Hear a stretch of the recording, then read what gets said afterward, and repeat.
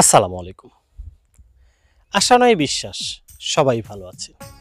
আপনাদের দোয়ায় আমিও ভালো আছি। আমি মোহাম্মদ মোস্তাফিজুর রহমান দেশের এ প্রান্ত থেকে ও প্রান্তে ছুটে চলি একটাই উদ্দেশ্য, বিভিন্ন ধরনের খামার এবং খামারিদের প্রতিবেদন দেখার জন্য। তারই ধারাবাহিকতায় আজ চলে এসেছি বগুড়া জেলার শেরপুর উপজেলার গোয়ালবিশ্ব নামক স্থানের একটা খোলা মাঠ। আপনারা আমার পিছনে দেখতেই পাচ্ছেন বিস্তীর্ণ খোলা মাঠ, আশেপাশে কোনো বসতি নেই। সেই মাঠে গড়ে তুলেছে একটি হাঁসের খামার। তো আমরা সরাসরি কথা বলার চেষ্টা করব সেই খামারির সাথে। কি অবস্থায় আছে তার খামার, কেমন চলছে তার জীবন, তারই সকল বিস্তারিত তথ্য। তো দর্শক, সে পর্যন্ত সবাই আমার দর্শক চলে এসেছি সেই খামারির কাছে। এখন সরাসরি কথা বলবো। আসসালামু আলাইকুম। ওয়ালাইকুম আসসালাম। ভাইজান, প্রথমে যদি আপনি আপনার নামটা বলতেন। মোহাম্মদ আব্দুর রউফ, আপনার বাড়ি? বাড়ি বাঙ্গালা, জেলা সিরাজগঞ্জ, থানা উল্লাপাড়া। তো আসলে আপনার বাড়ি তো সিরাজগঞ্জ জেলা, আর আপনাকে দেখছি সেই বগুড়া জেলায়। তা আসলে এত দূরে আপনি হাঁস খামারটা নিয়ে আসলেন কোন উদ্দেশ্যে? এই দেশে খাদ্য পায় ভালো, সব সময়ের জন্য ইনকাম ভালো থাকে। তার মানে আপনি বলতে চাচ্ছিলেন যে আসলে সিরাজগঞ্জ থেকে এত দূর খামারটা নিয়ে আসার একটাই উদ্দেশ্য, এই মাঠে পর্যাপ্ত পরিমাণে খাবার পাওয়া যায়। তো আসলে এই মাঠে কি ধরনের খাবার, শামুক নাকি অন্যান্য কোনো খাবার পাওয়া যায়? খায় শুধু একটা ধান, একটা প্রচণ্ড পরিমাণ ধান। এখানে প্রচন্ড পরিমাণে ধান পাওয়া যায়। তো আসলে আপনি এইখানে কয়দিন যাবত এসেছেন? কত শুক্রবারের দিন আছে আর কি। শুক্রবারের দিন এসেছেন। তো আমি যদি জানাতে চাই যে দর্শকদের, আপনার খামারে বর্তমানে কতগুলো হাঁস আছে?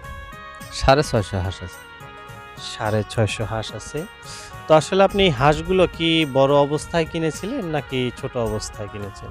এখন বর্তমানে এবার আমি বড় হাঁস কিনছি, ছাও পালি নেই, বড় হাঁস কিনছি যাতে প্রথম থেকেই ডিম পাই। তার মানে আপনি বাচ্চা না কিনে বড় হাঁস কিনেছেন, যে আসলে প্রথম থেকেই যেন আসলে আপনি ডিমটা পান। তো আসলে এই হাঁসটা আপনি কতদিন আগে কিনেছেন? মাস দেড়েক দুই এরকম। তো মাস দেড়েক দুয়েক হলো যে কিনেছেন, আসলে কেনার কতদিন পর থেকে আপনি ডিম পাওয়া শুরু করেছিলেন? 10-15 দিন পর থেকে ডিম পাওয়া ধরছিলাম, আবার কিন্তু এখন ডিম বর্তমানে নেই, যে ওই গাড়ির ঝাঁকিত আইছে এই দোস্তি, এখন বর্তমানে ডিম কমে গেছে আর কি। তো আপনি যখন 10-15 দিন পরে ডিমটা পাওয়া শুরু করেছিলেন, তখন কি পরিমাণ ডিম আসছিল আর কি? মানে 160-65 পর্যন্ত কেবল উঠছিল, তারপরেই তো চলে আসছিলাম, তো এই দোস্তি ডিম কমে গেছে আর কি।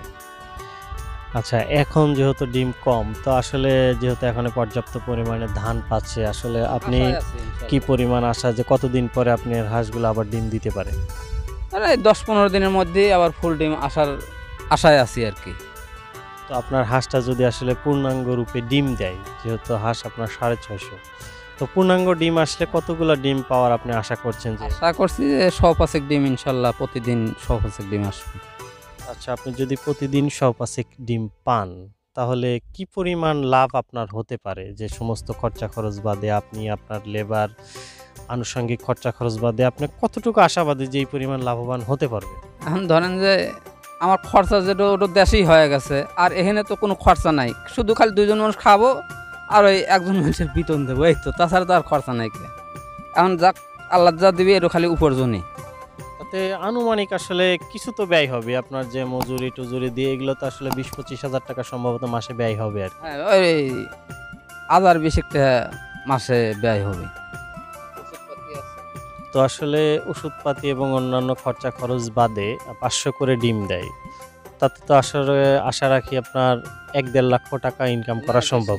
বেশি আল্লাহর থেকে আল্লাহ দিলি পারে, আমি নিয়ত করে আছি যে ইনশাল্লাহ সব খরচা বাচ্চা দিয়ে এই দেশে থেকে 2 লাখ টাকা লিয়ে দেবো। প্রায় 2 লক্ষ টাকা ইনকাম করার একটা টার্গেট নিয়ে এসেছেন। তো আমরাও দোয়া করি যে আসলে আপনি আপনার কাঙ্ক্ষিত টার্গেটটা আল্লাহ আপনাকে পূরণ করাক। তো ভাইজান, আমি যদি আসলে আপনাকে কাছে জানতে চাই যে আপনি তো আসলে বড় হাঁস কিনেছেন, তো এই বয়সে আসলে আপনার হাঁসের কোনো রোগ বালাই হয়েছে কিনা যে কারণে হাঁস মারা যাচ্ছে? না, এরকম ধরনের ইনশাল্লাহ আল্লাহর চাইতে আমাকে আল্লাহ বালা দেয় নাই। তো আপনি হাঁস আসলে কত বছর যাবত লালন পালন করেন? 7-8 বছর, 7 থেকে 8 বছর এরকম হয়েছে আর কি। তো আপনি এই 7-8 বছর হলো কি শুধু হাঁসই লালন পালন করেন নাকি আর কোনো ব্যবসা বাণিজ্য আপনার আছে? এখন ধরেন যে আমি সব সময়ের জন্য বর্তমানে দেখা যাচ্ছে যে এই ধরেন 2-3 বছর ধরে শুধু খালি হাঁসের পারি আছে, বাড়িতে গরু বাছুর আছে অবশ্য, তো তার সময় দিবার পারি না। তো বাড়িতে যে গরু বাছুর আছে আসলে এগুলো পরিবার দেখাশোনা করে, আপনি শুধু হাঁসের পিছনেই পড়ে আছেন আর কি। তো যেহেতু আসলে আপনি হাঁসের পিছনে পড়ে আছেন, তো আসলে এত কষ্ট করছেন, সে কষ্ট অনুযায়ী ফলাফল পাওয়া যায় তো? হ্যাঁ, পাওয়া যায়, এর মধ্যে লাভ আছে, খুবই লাভ আছে না?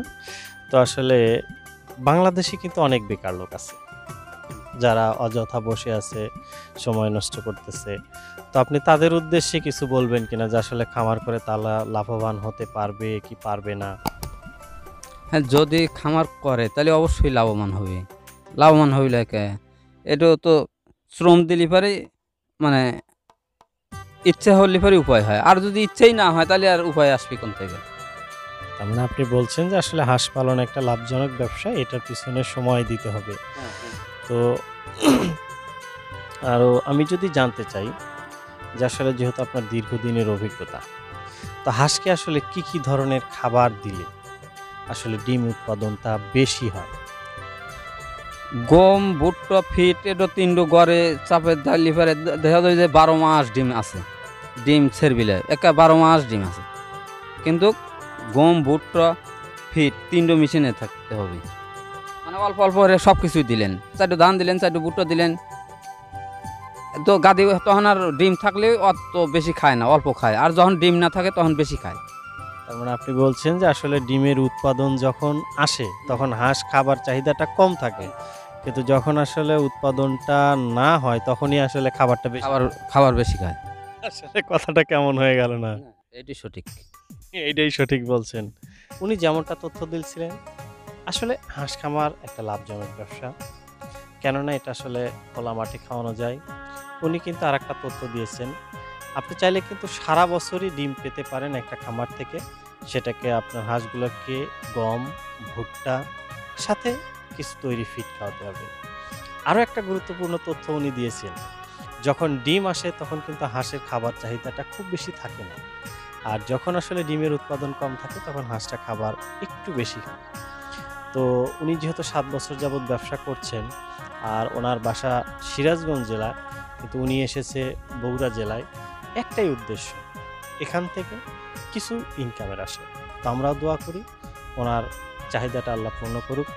তো দর্শক, আজ এ পর্যন্তই। আগামীতে আসছি এরকমই কোনো সফলতার গল্প নিয়ে। আর আমাদের ভিডিওগুলো যদি আপনাদের কাছে ভালো লেগে থাকে তাহলে অবশ্যই আমার খামার প্রতিদিন ইউটিউব চ্যানেলটি সাবস্ক্রাইব করে আমাদের পাশেই থাকবেন। এই কামনায় আজকের মতো বিদায় নিচ্ছি।